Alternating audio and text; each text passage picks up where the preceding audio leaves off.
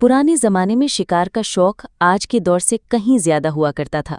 ऐसा ही एक रोज दो शिकारी, एक का नाम ताज मोहम्मद और दूसरे का नाम रईसुद्दीन था, अपने अपने तीर कमान उठाकर तरकश में तीर भरकर जंगल की तरफ रवाना हुए ताकि किसी जानवर या परिंदे का शिकार कर सकें। उनके पास शिकार के लिए हर जरूरी सामान था, जिसमें तीर भी थे और परिंदों के लिए जाल भी। चलते चलते वो दोनों एक हरे भरे, घने और पुरसुकून जंगल में पहुंचे। जब वो इस शानदार जंगल के बीचों बीच पहुंचे तो ताज मोहम्मद ने कहा, चलो कुछ देर आराम करते हैं, ये जगह तो किसी जन्नत से कम नहीं लगती। रईसुद्दीन ने इधर उधर देखा और बोला, यहाँ बहुत दिलकश नज़ारा है, लेकिन मेरी नज़र शिकार पर है। हम आराम बाद में भी कर सकते हैं, पहले काम कर लें, किस्मत कब साथ छोड़ दे कोई नहीं जानता। फिर दोनों ने मिलकर एक साफ जगह देखी, वहां जाल बिछाया और कुछ दाने बिखेरे। फिर वो एक बड़ी चट्टान के पीछे छिपकर बैठ गए और इंतजार करने लगे। वक्त धीरे धीरे गुजरने लगा और दोनों शिकारी दम साधे बैठे रहे। काफी देर बाद एक सुंदर सा परिंदा वहां आ पहुंचा। उसने दाने देखे और बसीरत की आंखें बंद करते हुए दाना चुगने लगा। तभी ताज मोहम्मद ने जाल की रस्सी खींची और परिंदा फंस गया। दोनों खुशी से उछल पड़े। परिंदे को जाल से निकालकर पिंजड़े में बंद कर दिया गया।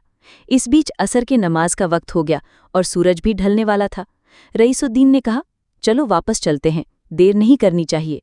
लेकिन ताज मोहम्मद बोला, अभी तो समय है, शायद एक और खूबसूरत परिंदा मिल जाए।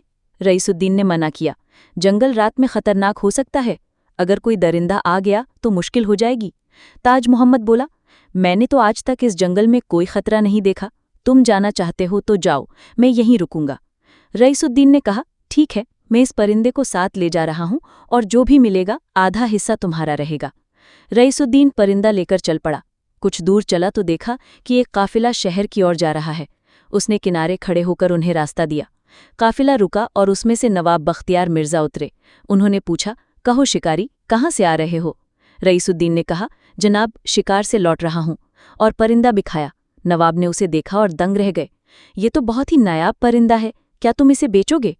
रईसुद्दीन बोला, जनाब, इसे मैंने अपने साथी की मदद से पकड़ा है, वो अभी जंगल में है।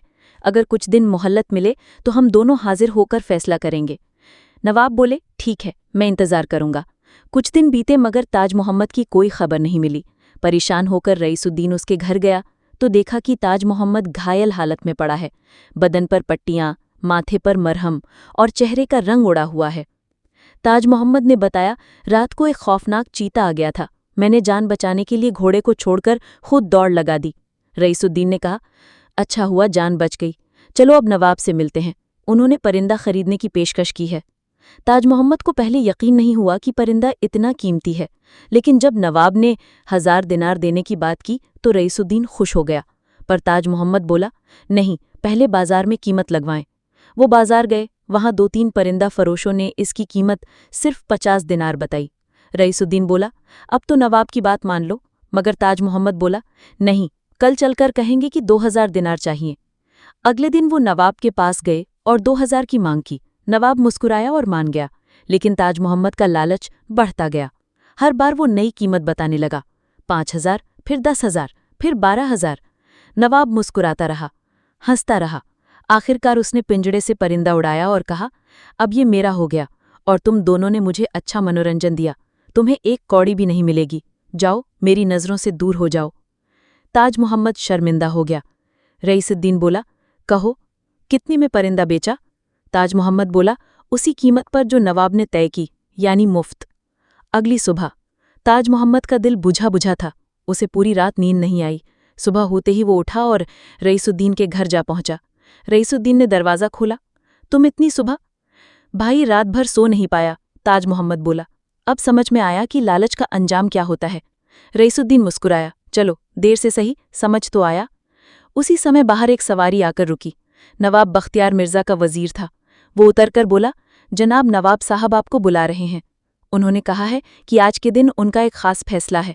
दोनों घबरा गए, पर वजीर बोला, घबराई ही नहीं, नवाब ने आपके लिए एक इनाम रखा है। महल पहुंचते ही नवाब ने उन्हें देखा और बोले, कल जो कुछ हुआ वो तुम्हारी परीक्षा थी। असली परिंदा तो मेरी हवेली में पहले से मौजूद था।